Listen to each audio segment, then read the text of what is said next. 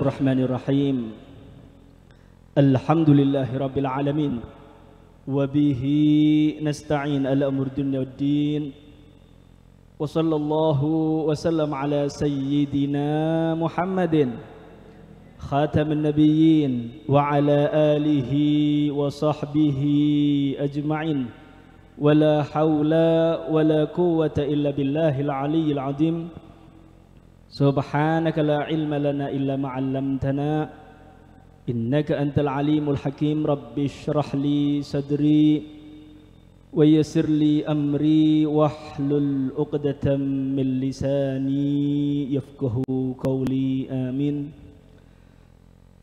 Yang saya hormati para asatid, para sesepuh, hadirin hadirat rahimakumullah. Syukur alhamdulillah, malam ini kita ditakdir oleh Allah Subhanahu wa taala menjadi hamba yang beruntung sebab bersolawat kepada Nabi Muhammad sallallahu alaihi wasallam, berbahagia dengan kelahiran Nabi Muhammad sallallahu alaihi wasallam. Mudah-mudahan berkat perkumpulan ini kita semua bisa membahagiakan hati Nabi Muhammad sallallahu alaihi wasallam. Nabi Muhammad cinta kepada kita, Nabi Muhammad bahagia kepada kita, dan insya Allah kelak di akhirat kita mendapatkan syafaat Nabi Muhammad sallallahu alaihi wasallam. Amin ya rabbal alamin. Hadirin mustami'in rahimakumullah. Al-Habib Ali bin Muhammad bin Husin Al-Habsi, beliau mengatakan, mashi kama majma'al maulid yujallil kurub dawakat taubatak yal asi idza batatub. Tidak ada majlis yang seindah, yang senikmat majlis maulid yang di situ disebutkan nama kekasih Allah Subhanahu wa taala, yaitu Nabi kita Muhammad sallallahu alaihi wasallam. Ketika majlis disebutkan Muhammad Rasulullah, yujallil kurub, bisa menyingkap kegelisahan hati kita, sumpek ruwet berkat menyebut Muhammad Rasulullah, insya Allah akan dihilangkan oleh Allah Subhanahu wa taala. Dzawakat taubatak yal asi idza batatub. Saat inilah, kata beliau, saat inilah berkat wasilah perantara Muhammad Rasulullah, ini waktu yang tepat untuk kita manusia yang penuh dosa kepada Allah taala untuk bertobat segera berkat Nabi Muhammad sallallahu alaihi wasallam. Dalam syair ini Al-Habib Ali bin Muhammad Al-Habsi mengatakan, di antara fadilah faedah menyebut Muhammad Rasulullah, yujallil kurub, bisa menyingkap segala kegelisahan hati kita, ruwet sumpek apapun yang kita alami dalam problematika kehidupan di atas dunia. Insya Allah ketika Anda menyebut Muhammad Rasulullah, rindu cinta kepada Nabi Muhammad, akan diselesaikan segala urusan kita oleh Allah Subhanahu wa taala. Dan ini Pak, ini sesuai dengan sabda Nabi Muhammad sallallahu alaihi wasallam, man asurat ali hajatu falyuksir minas salati alayya fa innaha takshiful humum wal qurub wa tuksirul arzaq wa taqdil hawaij. Kata Nabi Muhammad, siapa orang daripada umatku yang lagi galau, gelisah, sumpek, apa kata Nabi Muhammad? Perbanyak salawat kepadaku, ingat kepadaku. Fa innaha taksiful humum, karena bersalawat kepada Nabi Muhammad bisa menyingkap kegelisahan hati kita, sumpeknya kita. Insya Allah berkat bersalawat kepada Nabi Muhammad diselesaikan semua urusan kita oleh Allah Subhanahu wa taala. Wa tuksirul arzaq, dan di antara fadilah salawat kepada Nabi Muhammad, tuksirul arzaq, melancarkan rezeki, wa taqdil hawaid, menselesaikan segala urusan duniawi. Anda perlu tahu Pak, fadilah faedah salawat seperti ini dirasakan bukan hanya untuk umat Nabi Muhammad, bahkan Nabi Musa pun pernah merasakan keselamatan berkat salawat kepada Nabi Muhammad. Di dalam kitab Sa'adatud Darain diceritakan satu riwayat, Nabi Musa alaihissalam ketika dikejar-kejar oleh bala tentaranya Fir'aun, ribuan bala tentaranya Fir'aun mengejar Nabi Musa, siap untuk membunuh Nabi Musa. Lalu Nabi Musa lari daripada kejaran Fir'aun. Ternyata di hadapan Nabi Musa ada lautan begitu luas. Bingung Nabi Musa, galau Nabi Musa, sumpah gelisah. Kenapa? Tidak ada jalan, ngarep laut, buri tentara. Bingung Nabi Musa, lapor kepada Allah Subhanahu wa ta'ala. Ya Allah, wahai Tuhanku, saat ini aku tidak ada jalan keluar ya Allah. Depan lautan, belakang ribuan bala tentaranya Fir'aun.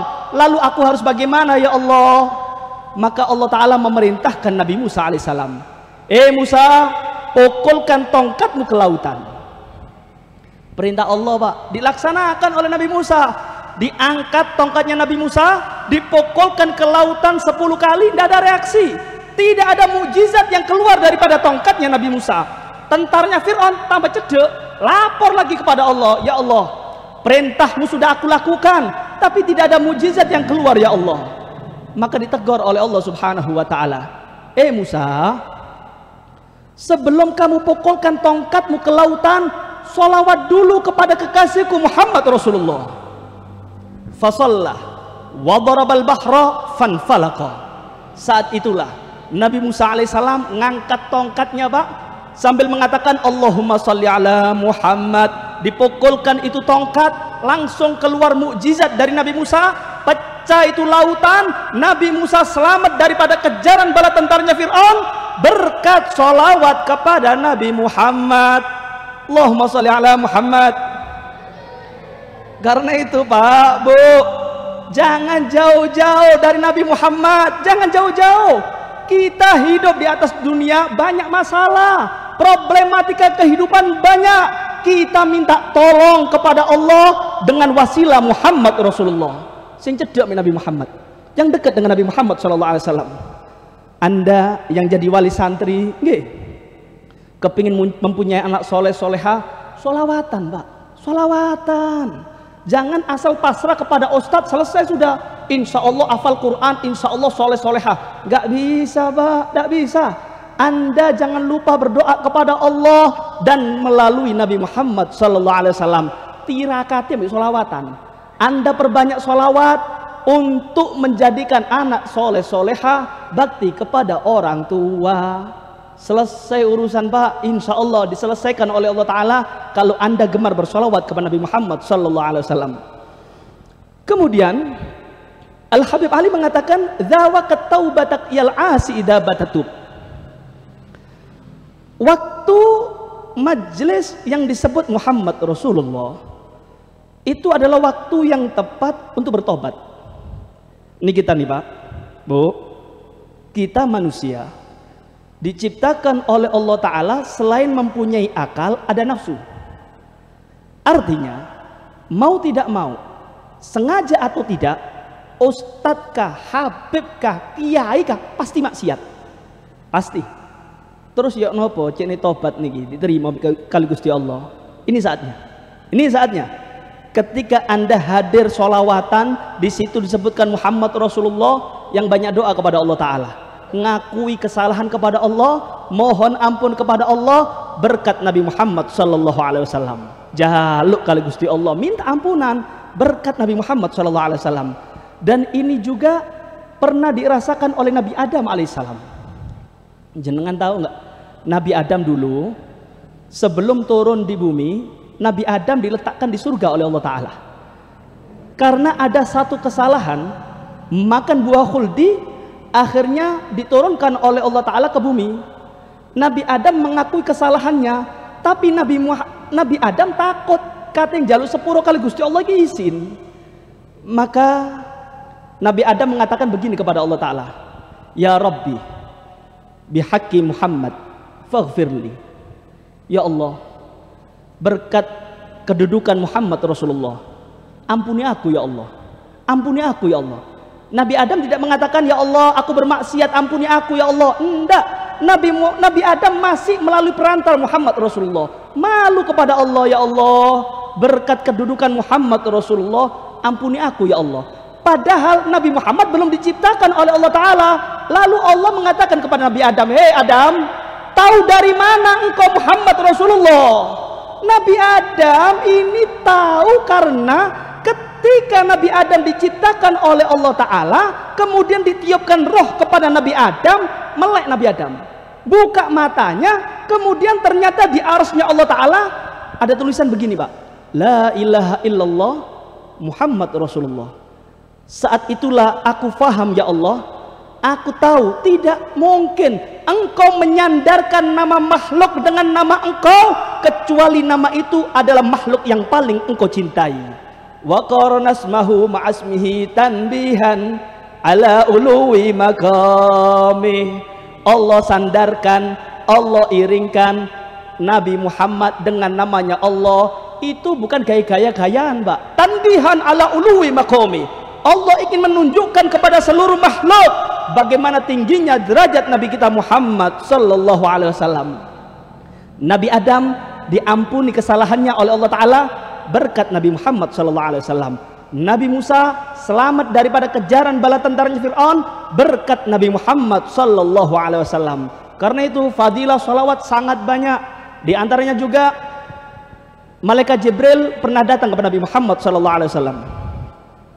Ya Muhammad, qad ji'tuka bi bisyaratin lam ati biha ahadan qablak wa hiya anna Allah yaqulu lak man shalla 'alaika min ummatika thalatha marrat ghafarahu Allah lah in kana qa'iman qabla an yaqud wa in kana qa'idan qabla an yakum fa in dakharra sajidan syukran lillah.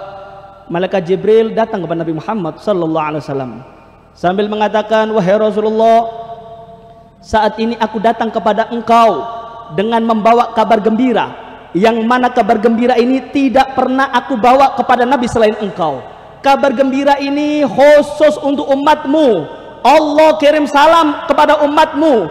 Allah janji, siapa orang daripada umatmu bersolawat kepada kamu 3 kali, Allah janji akan mengampuni dosanya. Apabila umatmu bersolawat kepada kamu 3 kali dalam keadaan berdiri, Allah janji akan mengampuni dosanya sebelum dia duduk. Apabila umatmu bersolawat kepada kamu 3 kali dalam keadaan duduk, Allah janji akan mengampuni dosanya sebelum dia berdiri. Alhamdulillah, kita semua ketika menghadiri acara maulidan lungguh solawatan, ngadeg solawatan, lungguh maneng solawatan. Insya Allah, Pak, kita yakin bubar dari majelis ini dosa-dosa kita diampuni oleh Allah Subhanahu wa taala berkat Nabi Muhammad sallallahu alaihi wasallam. Karena itu makhluk istimewa Nabi Muhammad, makhluk istimewa.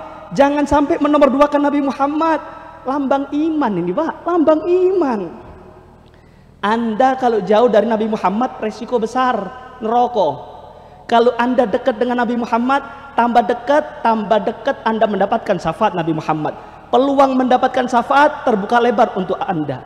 Aqrabukum minni manzilatan yaumal qiyamah aksarukum alayya salata. Orang yang paling dekat dengan aku kedudukannya nanti di akhirat bukan pejabat, bukan orang kaya, bukan. Yang dekat dengan Nabi Muhammad nanti di akhirat yaitu umatnya yang hobi bersolawat kepada Nabi Muhammad sallallahu alaihi wasallam. Kalau Anda hobi solawatan, berarti Anda sudah dekat dengan Nabi Muhammad.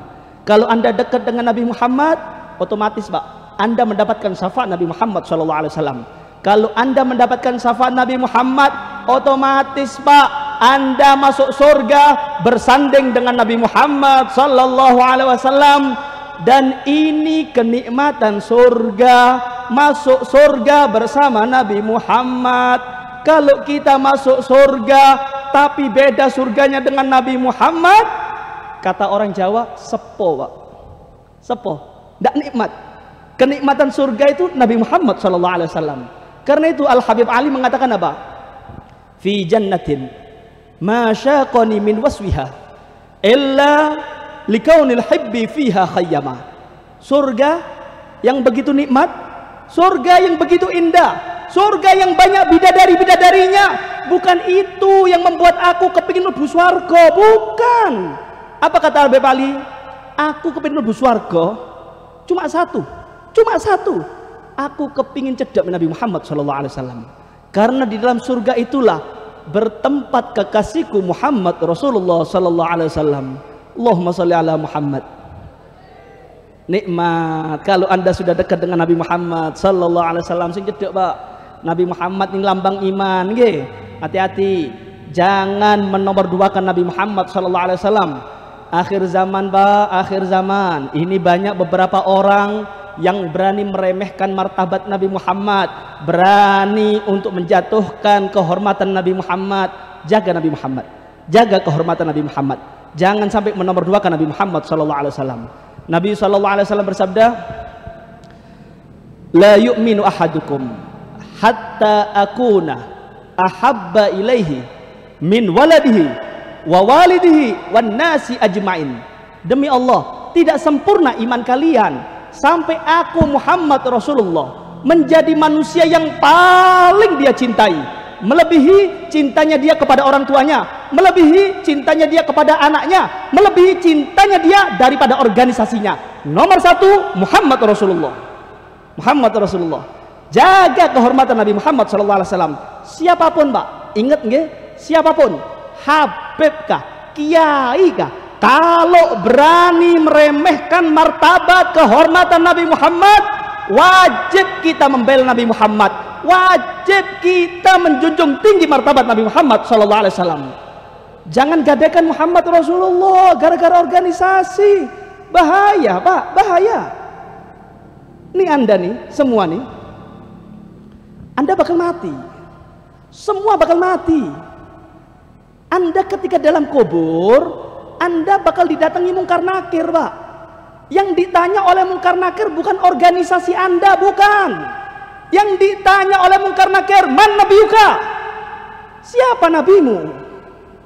Kalau Anda menomorduakan Nabi Muhammad, Anda tidak menjaga kehormatan Nabi Muhammad, kira-kira jenengan engkau di jero kuburan iso jawab enggak? Kira-kira nanti di akhirat Anda mendapatkan syafaat Nabi Muhammad enggak? Andalan kita di akhirat, Pak, cuma satu, syafaat Nabi Muhammad. Mau ngandalkan apa Anda? Ngandal apa? Sholat berantakan, sedekah riya, haji pamer. Apa yang Anda andalkan? Yang kita andalkan nanti di akhirat cuma satu, Pak, satu, syafaat Nabi Muhammad SAW. Sing cedek Nabi Muhammad, nomor satu kan Muhammad Rasulullah, nomor satu kan. Saya akan ceritakan di dalam kitab Sirah An-Nabawiyah li Sayyid Ahmad Zaini Dahlan, bagaimana cintanya Abu Bakar Siddiq kepada Nabi Muhammad SAW. Sayyidina Abu Bakar nih, Pak, tiang sing iman kali Nabi Muhammad, iman, mempunyai anak kafir, Pak, namanya Abdul Uzza. Ada yang mengatakan Abdul Ka'bah. Ayahnya iman, anaknya kafir. Kemudian terjadi peperangan, perang Badar, otomatis beda kubu. Bapaknya kumpul kali Nabi Muhammad, anaknya yugone kumpul ambil Abu Jahal. Perang, Pak. Perang ini Abu Bakar dengan anaknya ini perang. Setelah peperangan Badar, anaknya Sayyidina Abu Bakar mendapatkan hidayah, masuk Islam. Kemudian namanya diganti oleh Nabi Muhammad dengan nama Abdurrahman. Sinten namanya? Abdurrahman bin Abu Bakar As-Siddiq. Ini Abdurrahman, yugone Sayyidina Abu Bakar, cinta kepada ayahnya, cinta. Sayyidina Abu Bakar diutek-utek, Pak, diurek-urek, cerita tentang perang Badar. Tujuannya apa? Untuk menunjukkan cintanya anak kepada bapak. Diurek-urek, diungkit-ungkit sama Abdurrahman nih, Pak, Bapak, jenengan masih inget gak perang Badar? Nggih, wonten napa? Kenapa? Duh, kita kan beda kubu. Jenengan kan kubunya Nabi Muhammad, saya kubunya Abu Jahal. Terus wonten napa? Terus kenapa wahai anakku? Ketahuilah wahai ayah, ketika perang Badar saat itu, aku mempunyai kesempatan untuk memenggal kepalamu. Saat itu engkau tidak melihat aku, wahai ayah. Aku mempunyai kesempatan untuk menebas kepalamu. Aku bisa membunuh engkau, wahai ayah. Cuma aku tidak tego. Mosok anak mateni bapak. Paham ya? Kepingin menceritakan bagaimana cintanya anak kepada orang tua. Bagaimana responnya Abu Bakar Siddiq? Apakah Abu Bakar mengatakan hebat anakku? Ternyata responnya Abu Bakar berbeda dengan yang diduga oleh anaknya. Ngamuk Abu Bakar Siddiq. sambil mengatakan, wallahi, demi Allah, kalau seandainya perang Badar saat itu, wahai anakku, aku melihat engkau di hadapanku, aku siap membunuh anak demi Nabi Muhammad SAW. Allahumma sholli ala Muhammad. Iman nih Mbak, iman. Sayyidina Abu Bakar cinta kepada anaknya, tapi anaknya benci kepada Nabi Muhammad. Sayyidina Abu Bakar siap memerangi orang yang berani membenci Nabi Muhammad SAW. Sayyidina Abu Bakar cinta kepada anak, akan tetapi cintanya Abu Bakar kepada anak tidak membutahkan Abu Bakar cinta kepada Nabi Muhammad. Ini lambang iman, Pak. Lo moso diuji organisasi kok ngono tok Anda menomorduakan Nabi Muhammad. Ada orang melecehkan Nabi Muhammad, kemudian Anda diam. Alasannya satu organisasi, alasannya ulamaku. Hati-hati jenengan. Tanggung jawab di hadapan Nabi Muhammad SAW. Anda bakal tanggung jawab di akhirat dengan Nabi Muhammad SAW. Nomor satu, Pak, Nabi Muhammad. Idolakan Nabi Muhammad. Tanamkan dalam hati anak-anak kita. Silahkan Anda berorganisasi selama organisasi tidak melecehkan Muhammad Rasulullah SAW. Tanamkan dalam hati Muhammad Rasulullah SAW. Tidak ada idola, tidak ada cinta kecuali Muhammad Rasulullah. Akhir zaman, Pak, akhir zaman.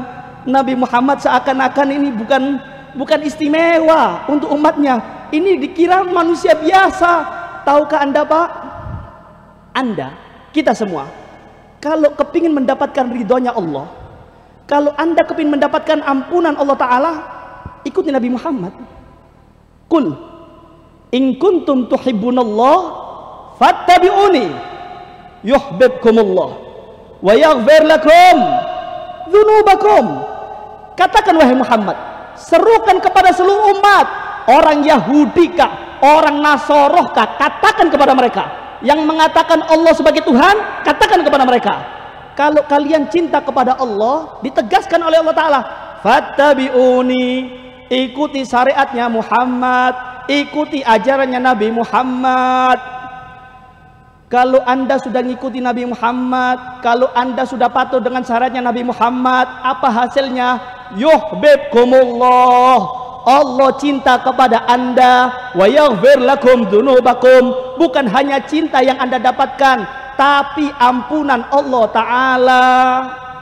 Coba Anda renungkan bagaimana tingginya derajat Nabi kita Muhammad SAW. Ampunan Allah, cintanya Allah digantungkan dengan mengikuti Muhammad Rasulullah. Kalau Anda sudah mengikuti Muhammad Rasulullah, Anda mendapatkan cintanya Allah dan ampunan Allah Subhanahu wa Ta'ala. Anta babullah wa kullu mri'in atahu min ghairika la yadkhulu. Engkau hai Rasulullah, laksana pintu menuju ridhonya Allah Subhanahu wa Ta'ala. Siapa orang yang ingin mendapatkan ampunan Allah Ta'ala, ingin mendapatkan cintanya Allah Ta'ala, tapi tidak melalui pintunya yaitu Muhammad Rasulullah, la yadkhulu, tidak akan masuk dalam ampunan Allah. Tanamkan, Pak, ceritakan kepada anak-anak kita bagaimana istimewanya Nabi kita Muhammad sallallahu alaihi wasallam. Istimewa Nabi kita, Pak, lambang iman.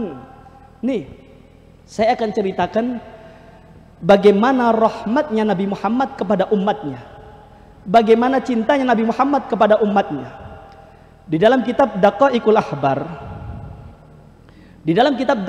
Ahbar, diceritakan ketika Nabi Muhammad Isra Mi'raj diajak sama malaikat Jibril sebelum bertemu dengan Allah Subhanahu wa Ta'ala, masuk surga, dikeliling sama malaikat Jibril, diajak keliling masuk ke surga.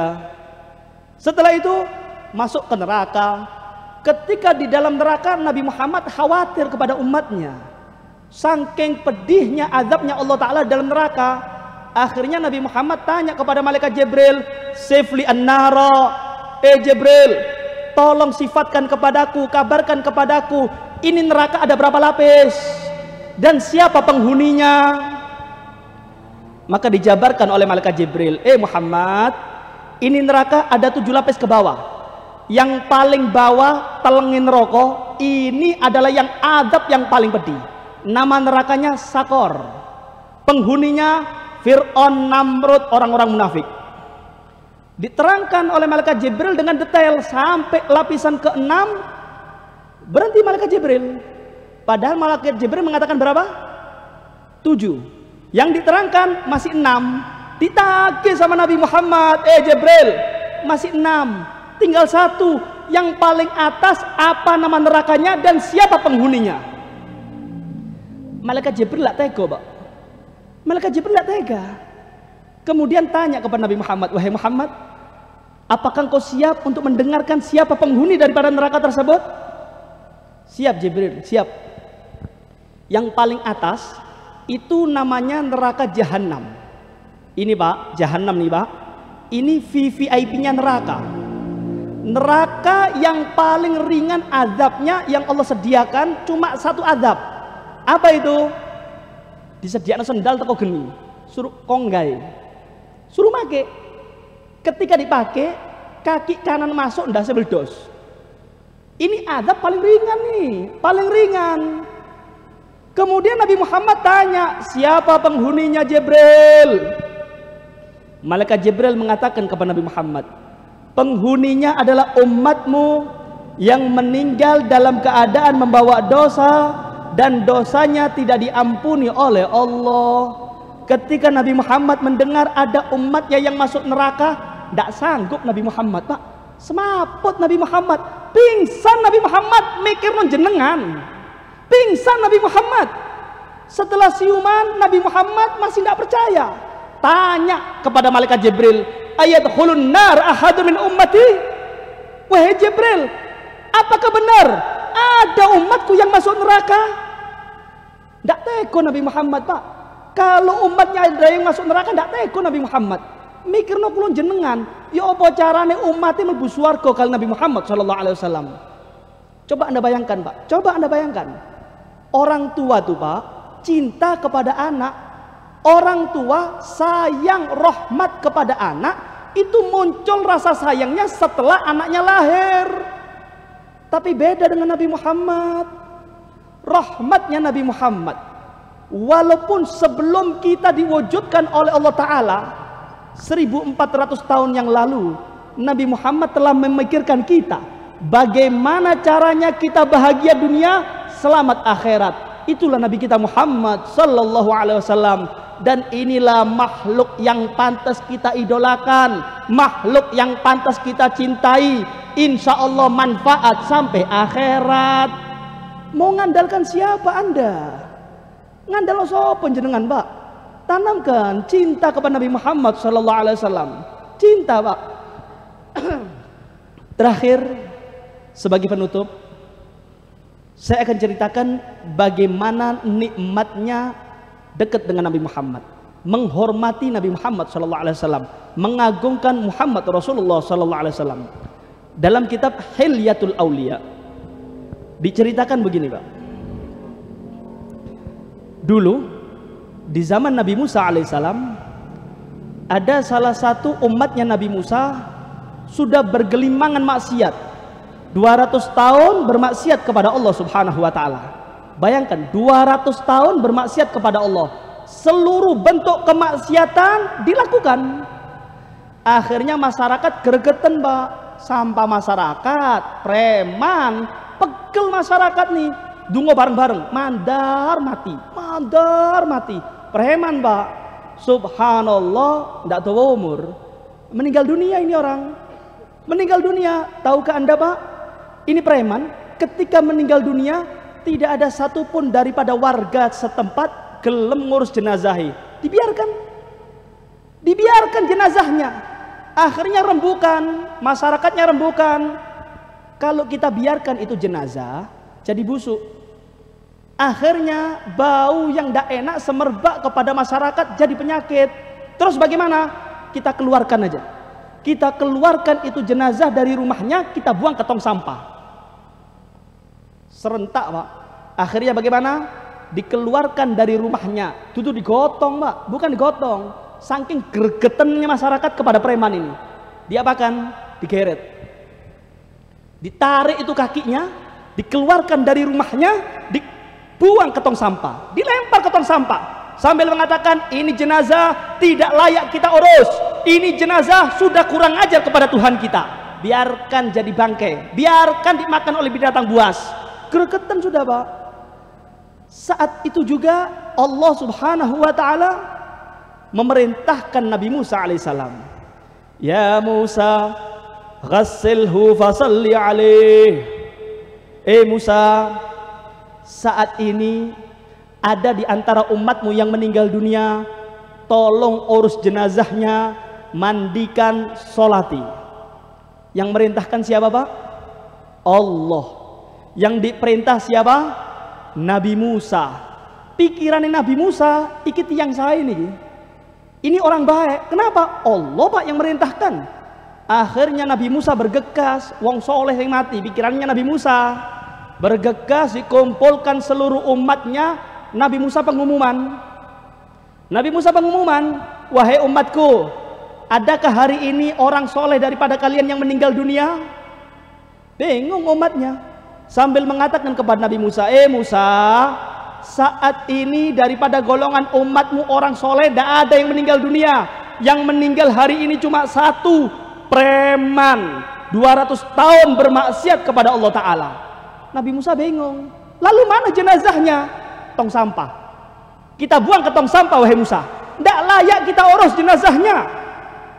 Tambah bingung Nabi Musa, Allah yang merintahkan untuk diurus jenazahnya, umatnya ugal-ugalan dibuang nang tong sampah. Bingung Nabi Musa, lapor kepada Allah, ya Allah, ini umatku bersaksi ya Allah, untuk hari ini tidak ada orang soleh yang meninggal dunia. Yang meninggal dunia saat ini preman 200 tahun bermaksiat kepadamu ya Allah. Maka Allah Ta'ala menegur Nabi Musa alaihissalam, Musa, aku Tuhan, aku faham dengan perilaku daripada hambaku, aku faham wahai Musa, urus jenazahnya wahai Musa. Memang benar apa yang disaksikan oleh umatmu, itu orang meninggal 200 tahun bermaksiat kepadaku, faham wahai Musa. Tapi aku ampuni dosa-dosanya berkat satu amalan yang aku terima. Coba Anda bayangkan, satu amalan bisa melebur dosa 200 tahun. Penasaran Nabi Musa, ya Allah, amalan apa itu ya Allah? Satu amalan bisa melebur dosa 200 tahun. Amalan apa ya Allah? Maka Allah Ta'ala membocorkan amalan preman tersebut. Musa, ketahuilah, itu preman 200 tahun bermaksiat kepadaku. Suatu saat buka-buka kitab Taurat, kitab sucinya Nabi Musa alaihissalam, dibuka kitab Taurat, kemudian tidak sengaja di dalam kitab Taurat ada tulisan Muhammad Rasulullah. Nangis ini preman Pak. Kemudian dicium nama Muhammad, dicium, diagungkan nama Muhammad Rasulullah, kemudian ditempelkan kedua matanya. Musa, kata Allah Ta'ala, Musa, berkat dia menghormati nama kekasihku Muhammad Rasulullah, berkat dia mengagungkan nama kekasihku Muhammad Rasulullah, aku ampuni dosa-dosanya wahai Musa. Allahumma sholli ala Muhammad.